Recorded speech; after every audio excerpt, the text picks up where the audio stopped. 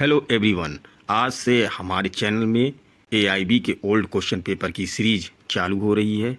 इसमें सबसे पहला पेपर एआईबी 4 का लिया जा रहा है, जो कि 2012 में 9 दिसंबर को आयोजित हुआ था। अपराध का कौन सा वर्गीकरण दंड प्रक्रिया संहिता के अधीन आता है? ए संज्ञेय और असंज्ञेय, बी जमानती और अजमानती, सी समन मामले और वारंट मामले, डी उक्त में से सभी। तो आंसर है डी उक्त में से सभी।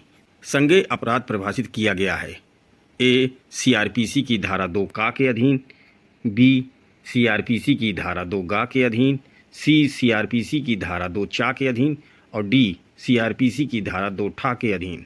तो इसका सही आंसर है बी सीआरपीसी की धारा 2 गा के अधीन संज्ञेय अपराध परिभाषित किया गया है।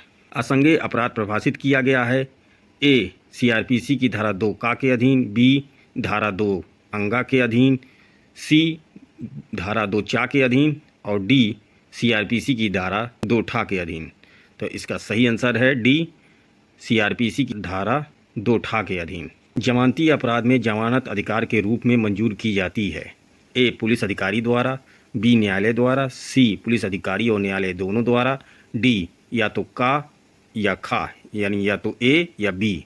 तो इसका सही आंसर है सी पुलिस अधिकारी और न्यायालय दोनों द्वारा। परिवाद जैसा कि सीआरपीसी की धारा 2 घा के अधीन उपबंधित है, ए केवल लिखित में हो सकता है, बी मौखिक हो सकता है, सी या तो लिखित या मौखिक और डी संकेत द्वारा हो सकता है।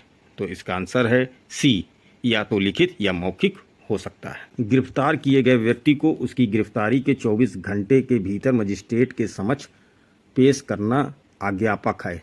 आज्ञापक मतलब मैंडेटरी है। ए सीआरपीसी की धारा 56 के अधीन, बी सीआरपीसी की धारा 57 के अधीन, डी सीआरपीसी की धारा 58 के अधीन, डी सीआरपीसी की धारा 59 के अधीन। तो इसका सही आंसर है बी सीआरपीसी की धारा 57 के अधीन। दंड प्रक्रिया संहिता की धारा 91 लागू नहीं होती है।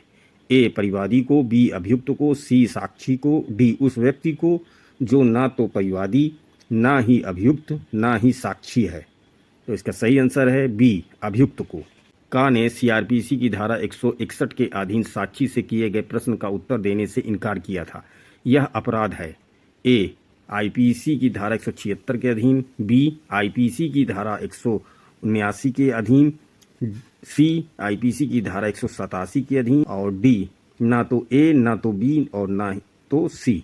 तो इसका सही आंसर है बी आईपीसी की धारा 189 के अधीन।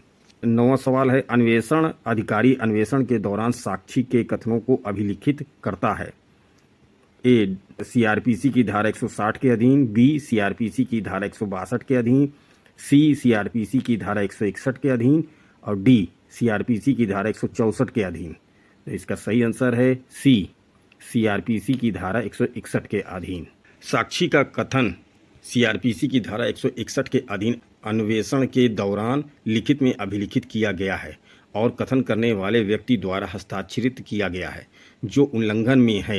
ए सीआरपीसी की धारा 161/2 के, बी सीआरपीसी की धारा 161/3 के, सी सीआरपीसी की धारा 162/1 के और डी सीआरपीसी की धारा 162/2 के। तो इसका सही आंसर है सी सीआरपीसी की धारा 162/1 के।